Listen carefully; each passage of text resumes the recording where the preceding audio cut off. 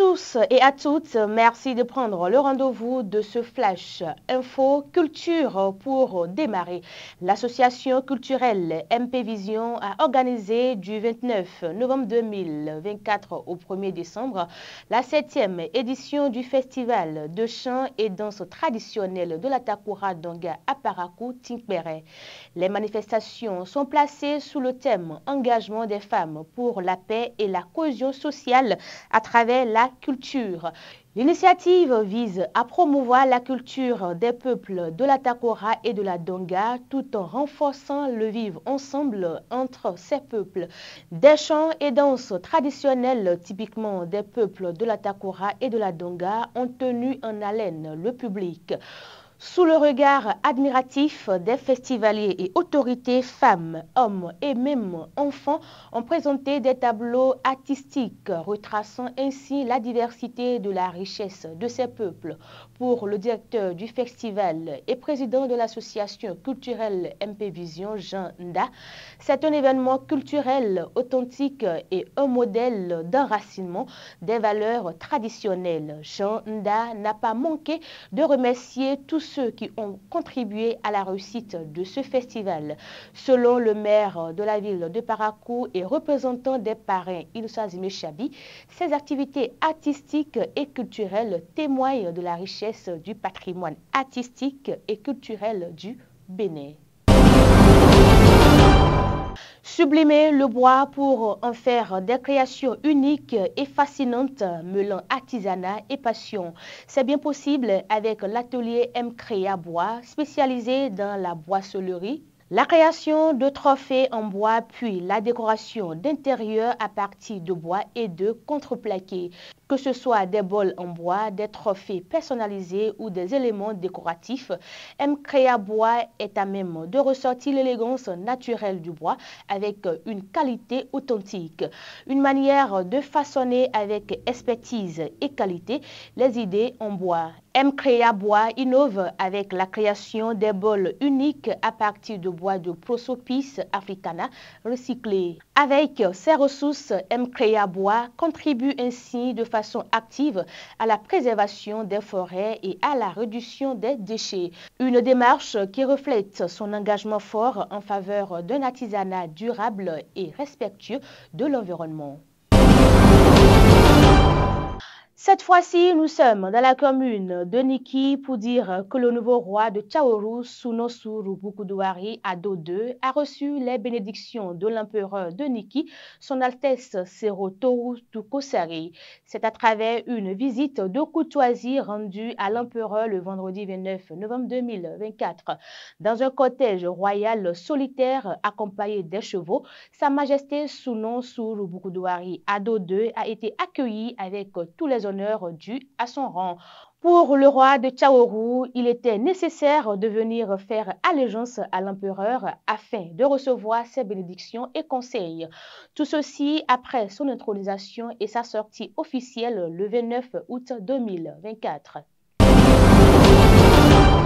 Parlons politique. À présent, dans ce Flash Info, dans une analyse détaillée, le politologue Richard Boni Oru et président du mouvement libéral a dressé un constat critique sur le cadre de concertation des partis d'opposition récemment mis en place.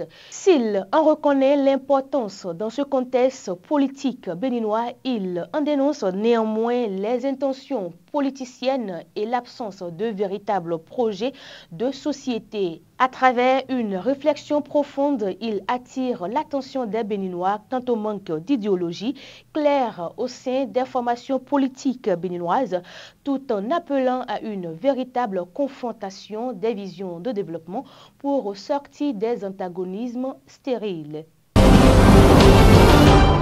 On parle toujours politique, la disponibilité du gouvernement à faciliter l'audit du fichier électoral souhaité par des partis de l'opposition reste la même avec ou sans le soutien des partis de la mouvance. C'est du moins les assurances données par le porte-parole du gouvernement, Wilfried Léon Ngbedji, au détour de sa rencontre avec la presse le dimanche 1er décembre 2024.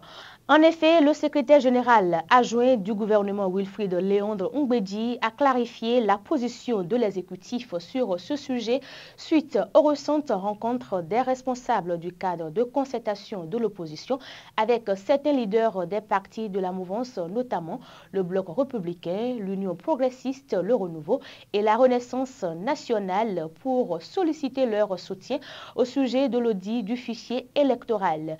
Des rencontres qui se sont soldées par le refus de ces formations politiques de soutenir l'initiative. Ainsi, le porte-parole dont les propos sont rapportés par le matinal a fait savoir que le refus pour les autres partis de s'associer à la démarche de l'opposition ne doit en aucun cas les freiner dans leur élan avec le soutien de l'État. Et pour boucler ce flash info en tour en Guinée, la haute autorité de la communication RAC a convoqué cette semaine une réunion avec les responsables des bouquets de diffusion de chaînes de télévision opérant sur le territoire guinéen. Cette rencontre qui s'est tenue sous la présidence de Boubacar Yassine Diallo, président de la RAC, visait à aborder une problématique grandissante, l'intégration des web TV dans les bouquets de chaînes disponibles en Guinée. Au cours des échanges, les représentants de la RAC ont tenu à rappeler qu'une web TV est une chaîne de télévision diffusée exclusivement par Internet. Ils ont souligné que cette situation crée une concurrence déloyale vis-à-vis des télévisions traditionnelles qui sont légalement établies, disposent de licences officielles et s'acquittent régulièrement de leurs redevances. Les responsables des bouquets présents ont reconnu les préoccupations soulevées par la RAC, admettant l'existence d'une sorte d'évasion fiscale liée à la diffusion des web TV dans leur offre. Ils ont exprimé leur engagement à respecter les futures décisions de la RAC concernant cette question. Et bien voilà, c'est cette information qui vient boucler ce flash info. Mesdames et messieurs, merci d'avoir été des nôtres. Merci à Romaric Fadjeber, Romain Kmanan pour la réalisation. Excellent mois de décembre à chacun et à tous.